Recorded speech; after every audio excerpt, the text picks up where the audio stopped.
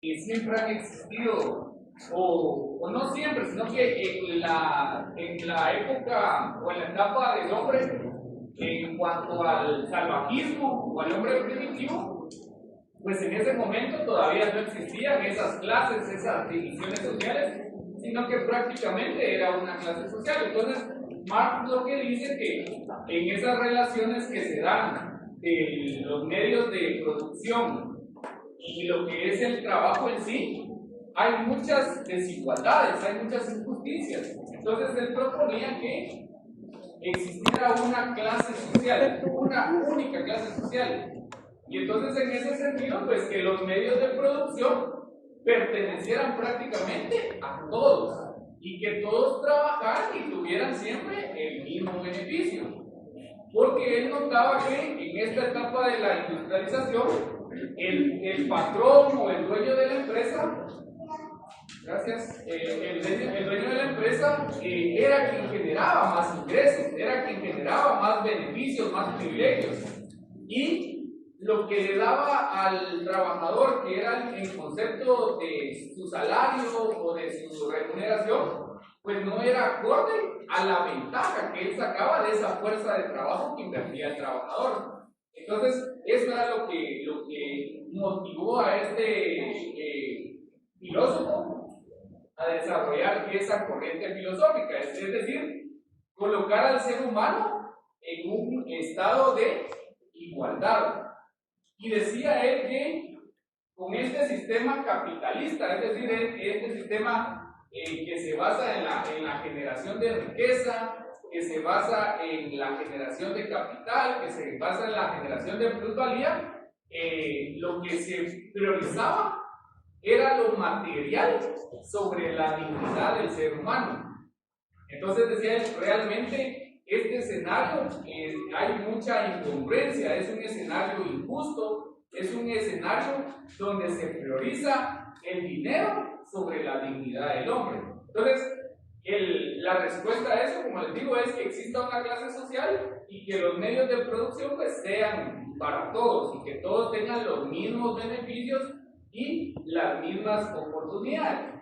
Por supuesto, conforme va pasando el tiempo, vienen otros pensadores y ya le agregan unos aspectos, otros le quitan otros factores, y muchos tomaron este marxismo como una bandera política.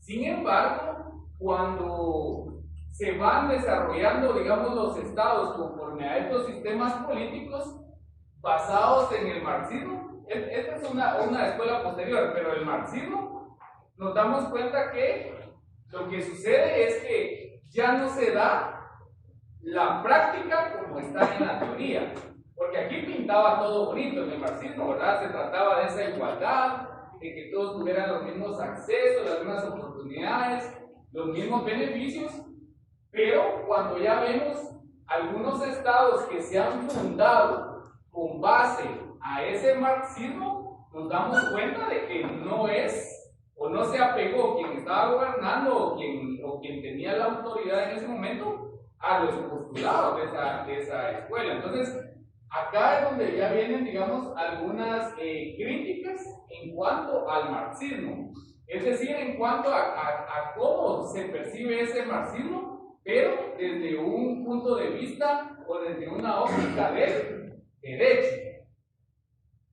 Porque si bien es cierto, todo lo que les acabo de mencionar, digamos, son aspectos sociales, son realidades que hemos visto, son acontecimientos históricos, e inclusive podemos ver a nivel internacional que hay ciertos estados que tienen de cierta manera una influencia del marxismo. Por supuesto, ya hay otras variantes como el socialismo, el comunismo, que ya no reflejan exactamente o no reflejan la naturaleza misma de lo que proponía Karl Marx. Entonces, vamos a ver acá esta escuela crítica de Marx o teoría crítica del derecho, en la cual se va a analizar el derecho, se va a analizar o se va a interpretar el derecho con base a aspectos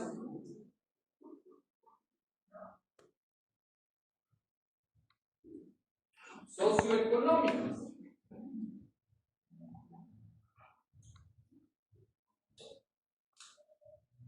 Entonces, cuando hablamos de aspectos socioeconómicos, pues sabemos que en ese concepto está encerrada esa situación de las clases sociales y también está encerrada esa relación de poder desde una proyección económica. Entonces, ¿qué refleja o qué indica esta escuela o esta teoría? Que el derecho nace o surge o se interpreta con base a estos aspectos socioeconómicos. Entonces, ¿qué significa eso? Que los sistemas jurídicos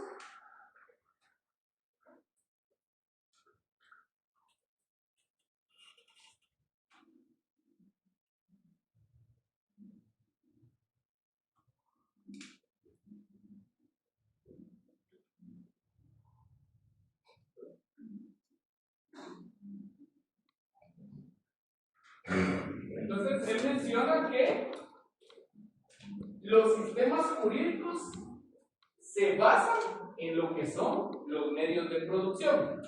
Digamos, esa es una primera aproximación a cómo interpretar el derecho.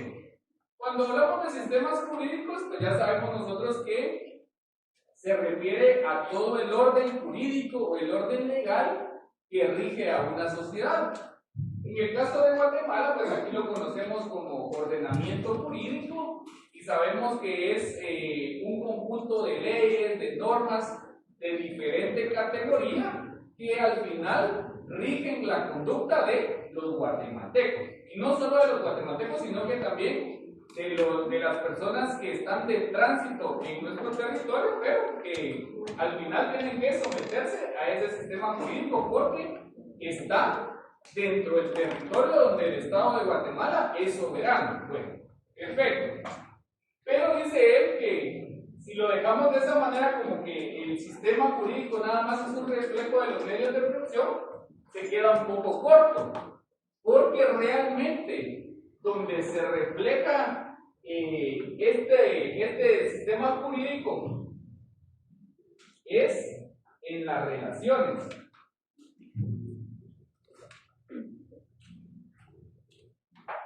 Las relaciones que se dan o que surgen con motivo de el funcionamiento de esos medios de producción.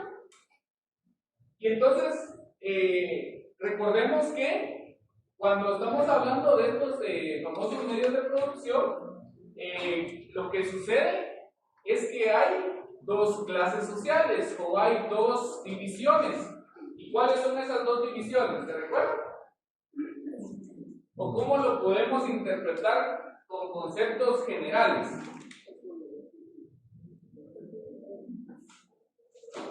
Recordemos un poquito eso. Hasta mencionamos que, ¿se recuerdan que a veces hice la interrogante que si ustedes se consideraban dueños de medios de producción? ¿O se consideraban clase obrera o proletariado? Bueno, entonces esta escuela nos dice que esas relaciones que se dan entre estos dos grupos sociales con motivo de los medios de producción son los que definen el sistema jurídico de un Estado, el sistema jurídico de una sociedad. Es decir, que nosotros vemos al Estado como tal, como ese ente soberano, y vemos que el Estado, para justificarse o para sustentar su existencia, tiene a la par el derecho, es decir, ese instrumento o ese sustento, fundamento en el cual el Estado puede tener una legitimidad o puede tener una validez. Bueno, entonces, ¿qué pasa? Como nos menciona esta situación de las relaciones con motivo de los medios de producción, indica que con motivo de ese ejercicio se van a dar o se va a dar una situación en la cual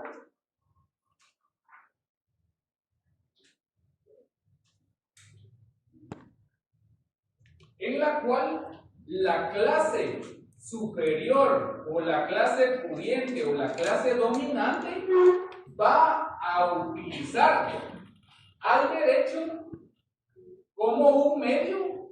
¿Para qué? Para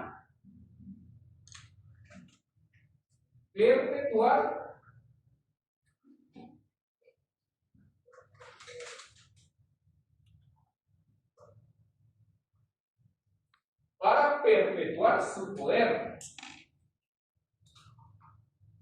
Entonces, realmente aquí ya vemos como otra visión respecto a cómo se puede percibir el derecho o a cómo se puede interpretar el derecho. Porque nosotros mencionamos en la definición más sencilla, decimos, bueno, el derecho es un conjunto de normas jurídicas, principios, doctrinas, instituciones que regulan la conducta de las personas. ¿Creen ustedes que esa es una definición aceptada?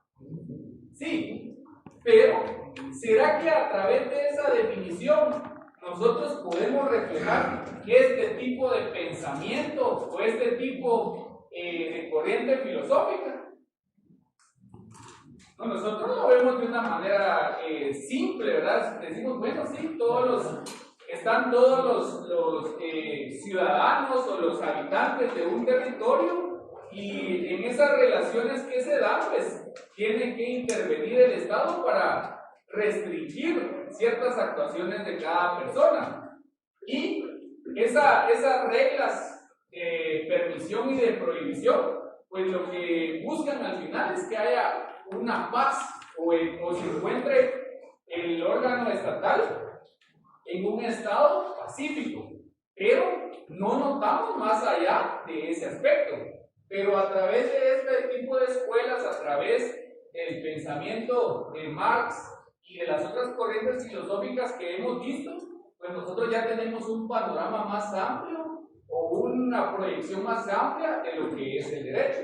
En este caso, a lo que se concluye acá es que el derecho prácticamente, como se refleja, es el reflejo de los aspectos socioeconómicos, específicamente de cómo esos medios de cómo se movilizan los dos actores alrededor de los medios de producción, los oprimidos y los que oprimen, digamos, es que se llega a esta conclusión.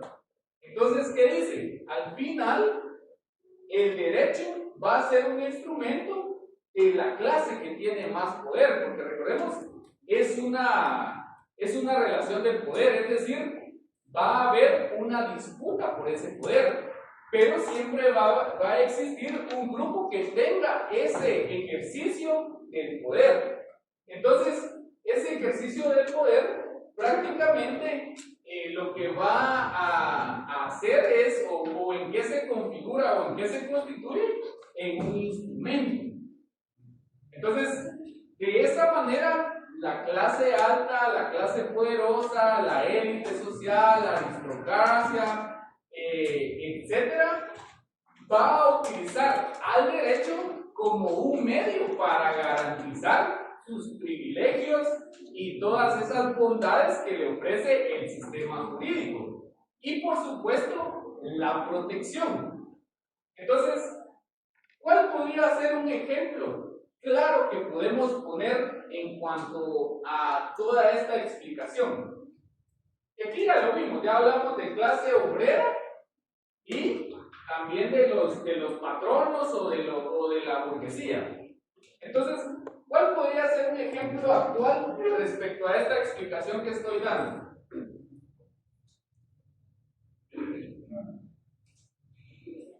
Que el derecho sirva de instrumento para que la clase superior tenga el dominio, digamos, o tenga su estabilidad dentro de la sociedad. ¿Cuál podría ser un ejemplo? Ahorita en la época actual podría ser los ingenios sociales, porque ellos tienen a sus trabajadores viviendo dentro de sus ingenios, dándole prerrogativas, entre comillas, para mantener la fuerza de trabajo dentro de los precios. Excelente. Por ahí los empresarios manejan al trabajador tampoco porque no lo dejan ir, por así decirlo, ¿verdad? Dándole, según ellos, escuela y alimentos, pero realmente lo que están haciendo ahí es perpetuando la mano de obra. Exacto. Entonces, eso podría ser un trabajo, un ejemplo actual, ¿verdad? Exacto. De las relaciones sociales de Colombia. Excelente el aporte. Entonces, lo que él dice tiene toda la razón.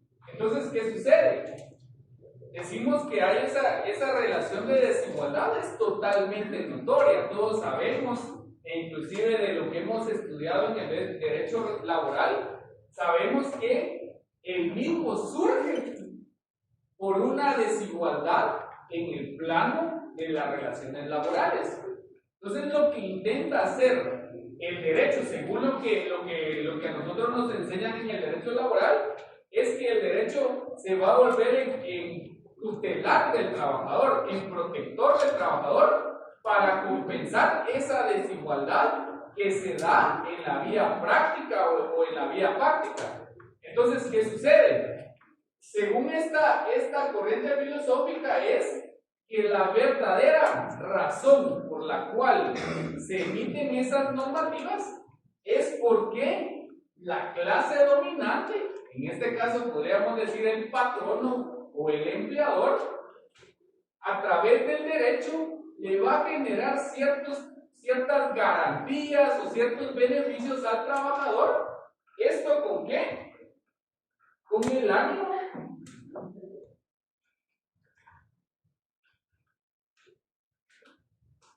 de mantener una estabilidad en esa generación de recursos.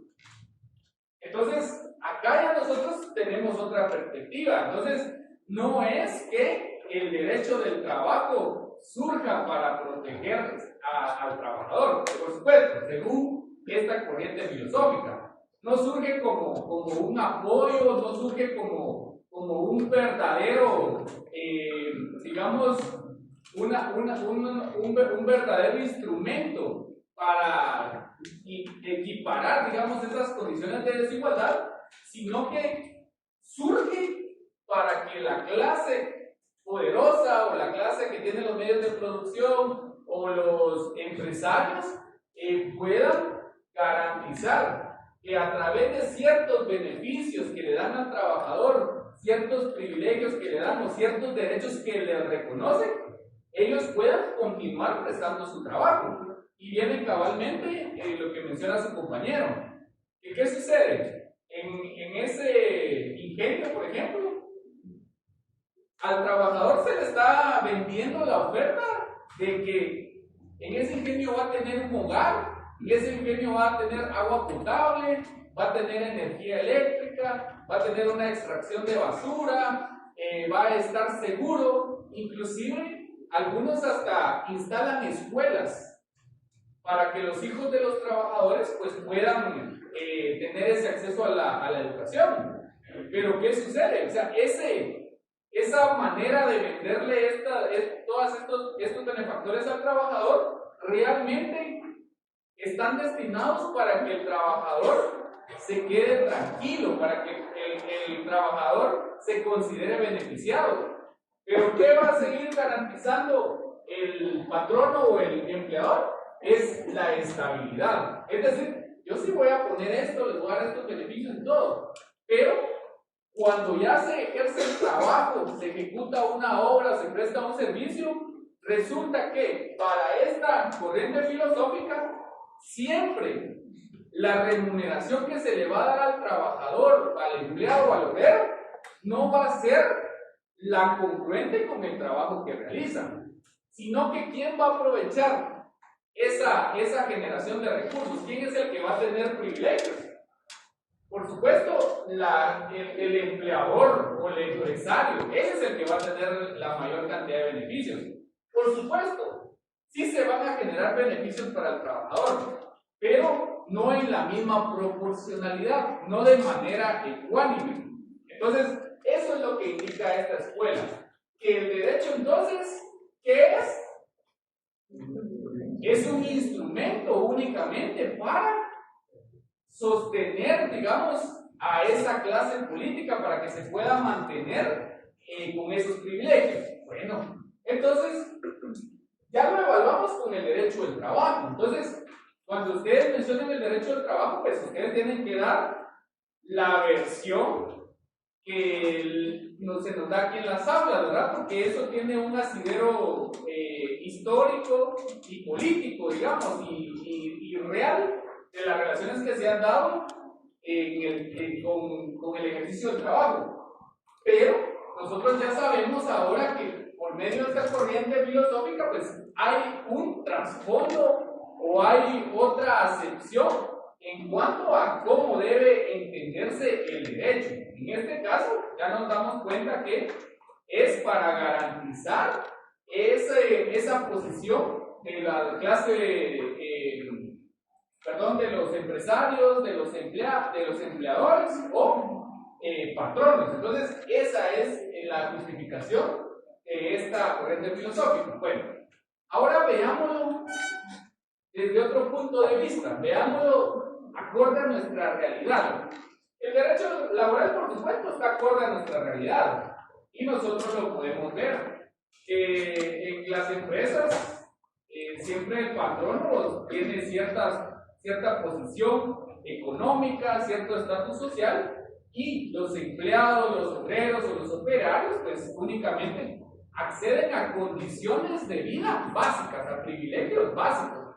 Entonces, el patrono, cuando se enferma, ¿a dónde acude?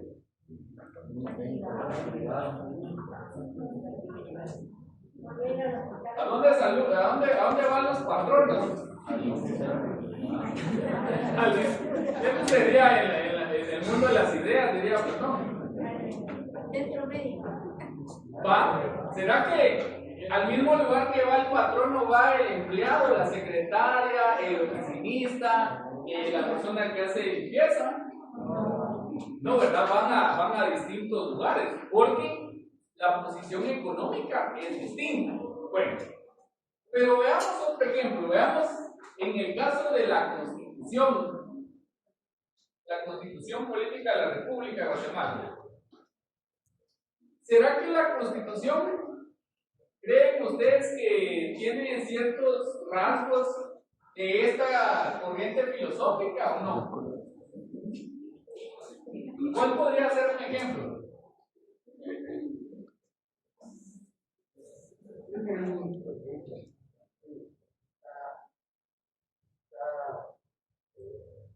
Tú sabes que el papel aguanta con lo que entonces está hecho para favorecer siempre al cliente.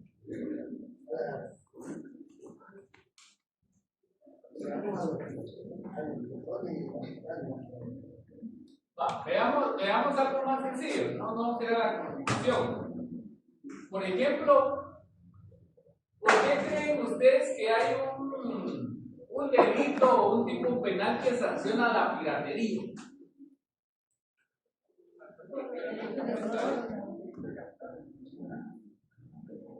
Ajá. Pero veámoslo más allá. ¿Será que, por ejemplo,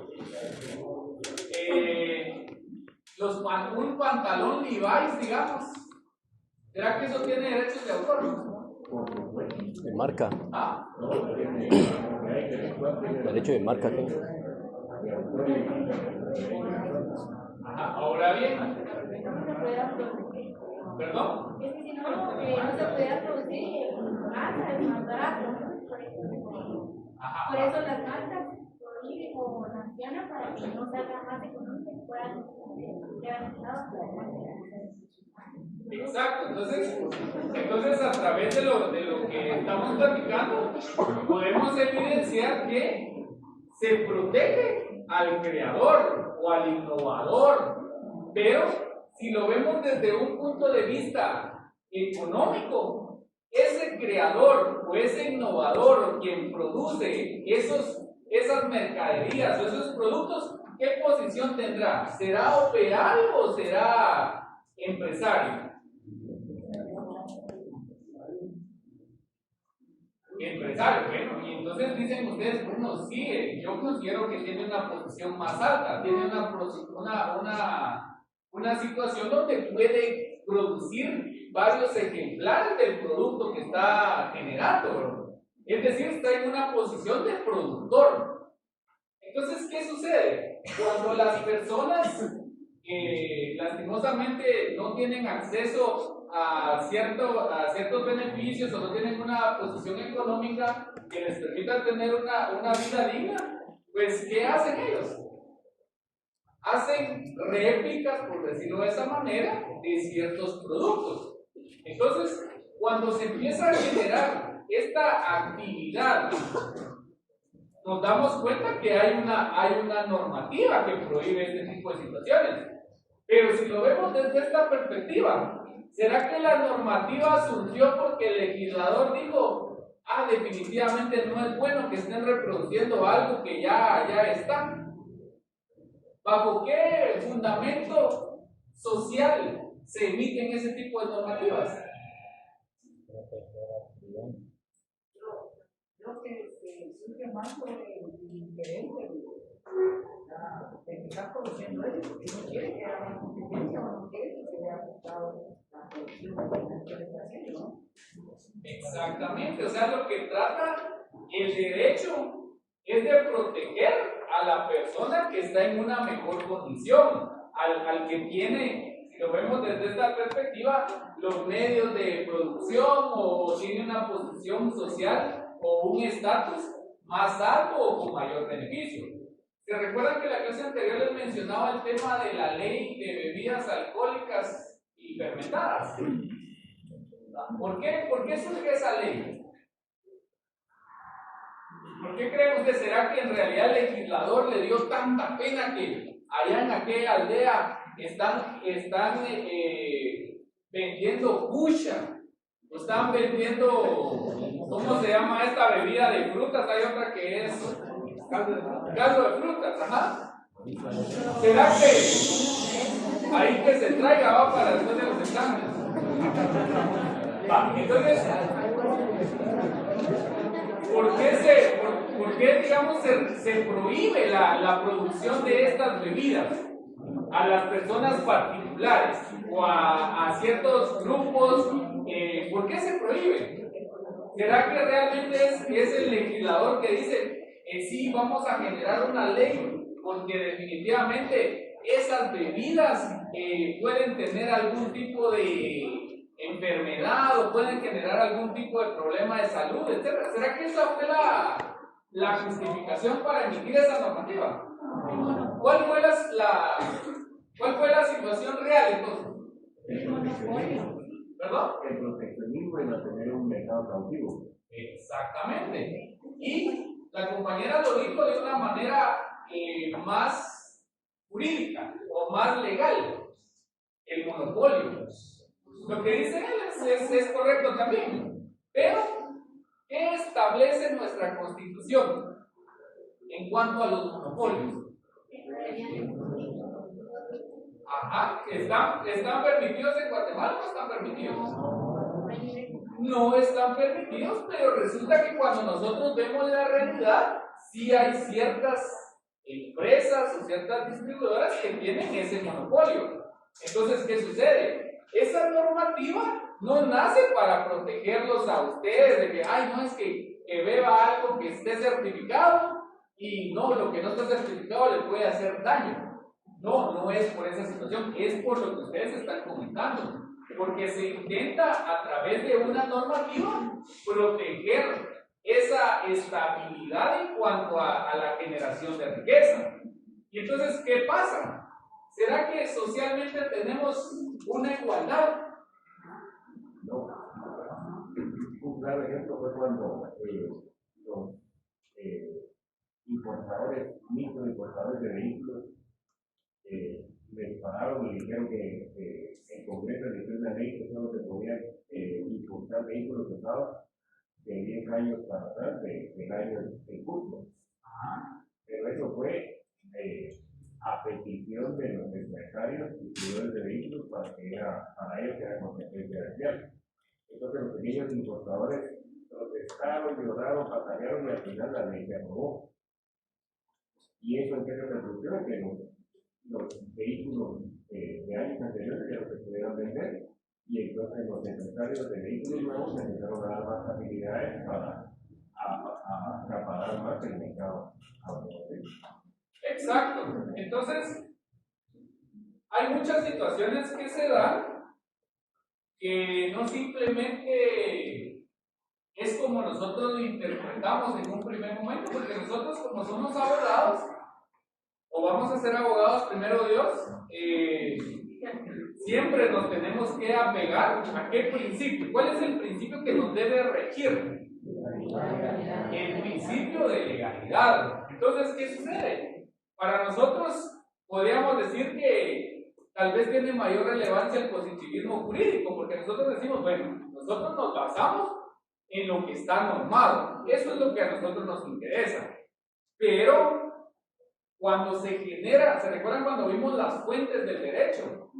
Esas fuentes son las que permiten que se creen leyes, que se creen normativas. Pero esas normativas no solo se crean porque sí, porque el legislador de verdad es tan analítico y tan protector del pueblo que va a emitir una disposición. No, por lo regular, todas las normativas, todas las leyes atienden a un problema. En este caso, estamos hablando de una cuestión de desigualdad. Entonces, esa desigualdad es la que hace que se genere el derecho.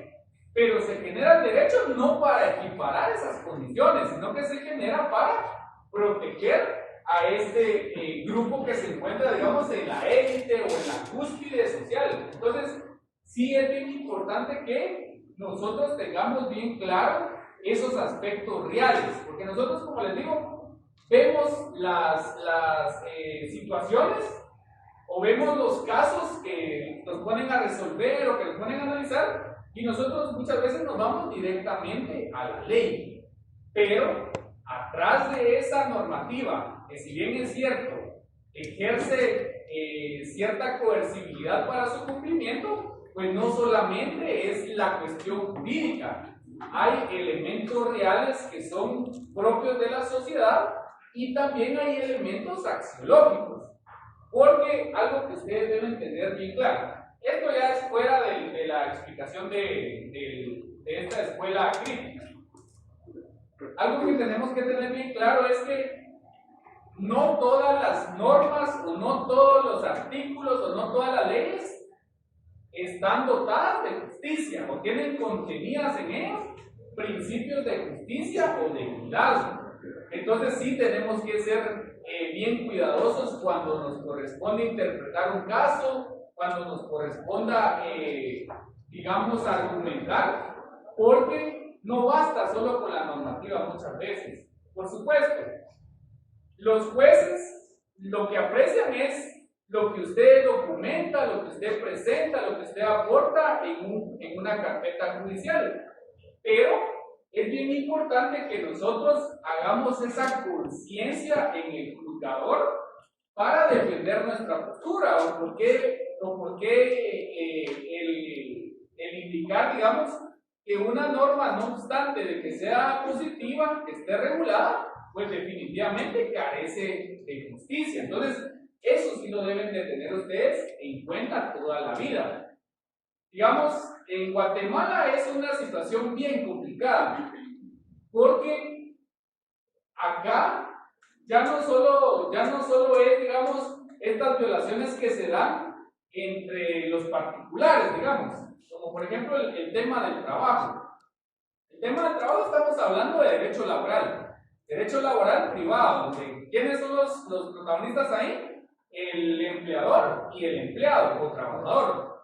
Bueno, esos son abusos que se dan entre particulares, pero nosotros, encima de eso, ahora ya no solo el particular abusa del particular, ahora tenemos también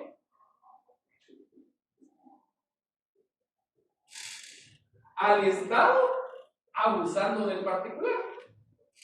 ¿Será ese pensamiento que le estoy diciendo, será cierto o no es cierto? Entonces, ¿qué sucede? Que ustedes dirán, pero ¿cómo el Estado puede abusar de mí? Yo no conozco al Estado. Recordemos que el Estado está conformado por una serie de instituciones que le denominamos, digamos, administración pública. Esa administración pública tiene una serie de órganos administrativos, de instituciones, entidades. Ahí tenemos al Ministerio Público, a la PGN, al Instituto de la Defensa Pública Penal, tenemos al registro mercantil, al registro de la propiedad, etc. Todas esas instituciones o todas esas dependencias representan ¿a quién? Al Estado, inclusive las municipalidades. Muchas veces hablamos del Estado y las municipalidades como, digamos, como órganos administrativos totalmente independientes, pero resulta que la administración local o municipal pues también es una representación del Estado. Entonces, ¿qué sucede en la actualidad? En la actualidad, los funcionarios o los órganos colegiados que están a cargo de las instituciones que representan el Estado actúan de manera arbitraria. ¿Eso qué significa? Que cuando nosotros acudimos a la administración pública o a cualquier institución del Estado, muchas veces la manera en la que nos resuelven o la manera en la que nos tratan es injusta o es ilegal. Entonces, ¿qué sucede? Hay muchas situaciones con las que nosotros tenemos que lidiar a diario. Los que trabajan para la empresa o la iniciativa privada, pues saben que hay ciertas violaciones a veces de derechos, pero a veces tenemos necesidad y estamos ahí porque necesitamos de ese recurso. Pero encima de eso, cuando nos presentamos a Lix, por ejemplo, ¿será que tenemos una atención VIP? No, ¿verdad? No tenemos una atención VIP. ¿Será que nuestros hijos tienen, si van a una escuela pública, pues ya tienen ahí toda la tecnología, tienen sus escritorios ya ergonómicos, creo que se llaman, tienen sus tablets, tienen sus licencias para programas informáticos, etc.? No lo tienen. Y si nos damos cuenta, en el interior de la República o en los municipios que conforman los demás departamentos, que no es el de Guatemala, pues las condiciones no son las mejores, son condiciones complicadas.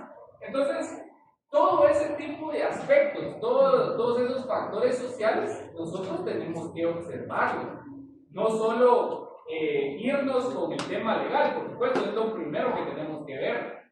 Pero hay situaciones en las que, digamos, es importante que nosotros tengamos una visión más amplia. Hay un artículo, por ejemplo, en la ley del organismo judicial, el artículo 3. ¿Se recuerdan qué establece ese artículo? Que no se puede alegar ignorancia de ley. Pero ¿qué sucede? ¿Será que realmente toda la normativa llega hasta las comunidades más lejanas, a las aldeas, a los caseríos? ¿Será que llega esa normativa? Pero ni nosotros nos enteramos estando acá. Se supone que tenemos un diario oficial de Centroamérica donde ahí se publican todas las disposiciones nuevas. Es cierto, digamos, se da esa situación. Pero ¿será que ese diario de Centroamérica lo reparten allá en la aldea Pacuch, en la aldea no sé qué? No, pues, ¿será que llega a esos lugares? Entonces, digamos, por más que esté la normativa, uno puede de cierta manera utilizar para defender estas situaciones. Entonces, sí es importante que nosotros observemos eso. Bueno, yo creo que hasta ahí. Ahí quedamos con lo del curso. Con respecto, ya que el derecho al